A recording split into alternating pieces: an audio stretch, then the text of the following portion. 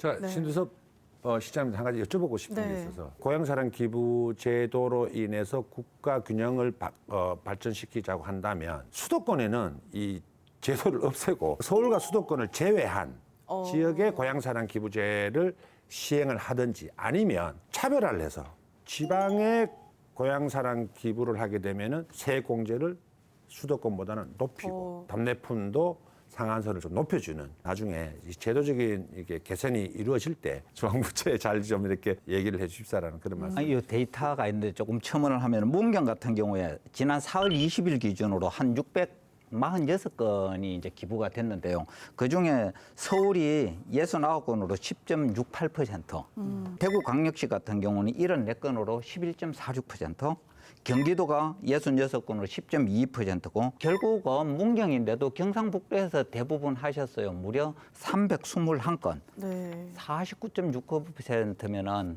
절반 이상 경북에 있는 분들이 하셨다는 거죠. 그래서 이제 우리 황 의원님 말씀하시는 수도권 제외, 광역시 제외, 오히려 이렇게 제한하는 게 부작용이 좀 더 클 것 같다는 생각이 갑자기 들었습니다. 네, 일본 같은 경우에도 이 취지가 사실 이제 대도시권에서 중소도시로의 기부가 활성화되기를 바랬고요. 실제로 뚜껑을 열어보면 대도시권에서 중소도시로 많이 기부가 이루어지고 있거든요. 우리나라는 여기저기에서 이미 달려가게끔 요구를 하고 있어요. 이 제도가. 아직 서지도 않았거든요. 100일이니까요. 네, 근데 이제 기고 있는데. 결담이 네. 기워지세요.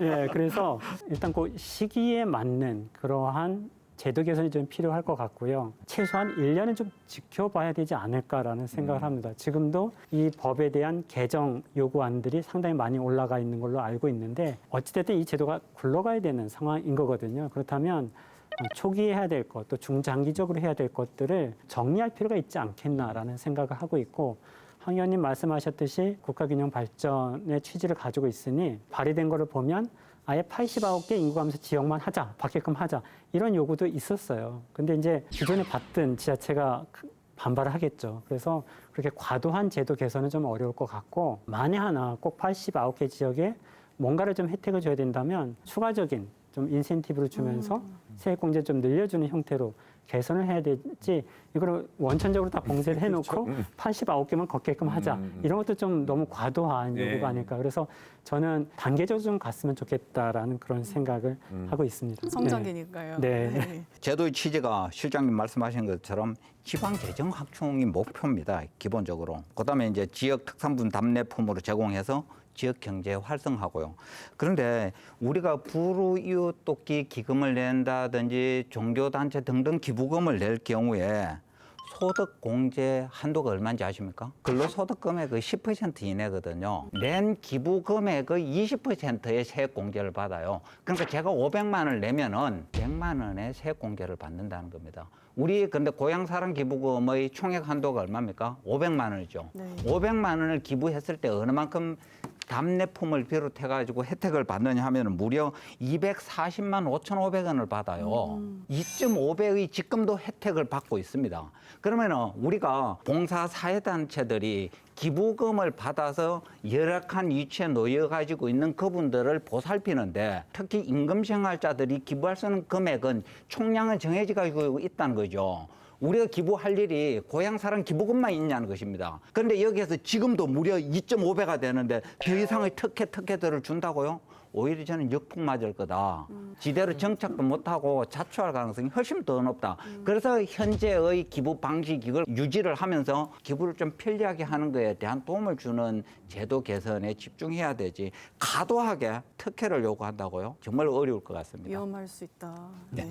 고향사랑 기부금 제도도 기부금 제도이기 때문에 자율성을 가지고 있지 않습니까? 네. 근데 이제 500만 원의 상한을 두는 부분에서는 상당히 좀 제약적이다라는 생각을 하고 있고요. 본인이 고향이 아닌 지역에 기부를 할 수도 있고 그 지역에서 나와서 자라서 어찌됐든 그 지역에서 은혜를 입었으니 보답하는 입장에서 조금 더 자수성가하신 분들은 고액의 기부를 하고 싶은 경우도 있거든요. 이런 다양성을 일정 부분 수용한다는 측면에서는 500만 원의 상한을 조금 상향 조정할 필요가 있지 않나 이런 생각을 하고 있고요. 일본 같은 경우도 이제 2015년에 세액공제 부분을 2배까지 더 늘려준 케이스도 있습니다. 그래서 몇 가지의 제도적인 포인트가 있어서 이렇게 그 일본도 상당 부분 기부가 증가한 것을 알 수 있습니다. 그래서 아직 초기이긴 하나 이렇게 지적되고 있는 제도 개선 부분들은 하나씩 좀 풀어가야 되지 않을까 이런 생각을 하고 있습니다. 네.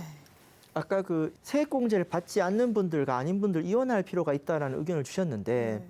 실제로 다른 기부를 통해서 이미 세액공제가 불필요한 분들이 있어요. 이런 분들에 한해서는 답례품 비율을 좀 상향을 해서 그 세액공제 대신에 다른 걸로 혜택을 주면 어떻겠느냐 이런 의견들도 지난 토론에서 나왔습니다. 그래서 이렇게 좀 기부자들 특성에 맞춤형으로 제도를 이원화시키는 것도 필요할 것 같습니다. 네. 얼핏 들어도 상당히 복잡한 문제 같은데요.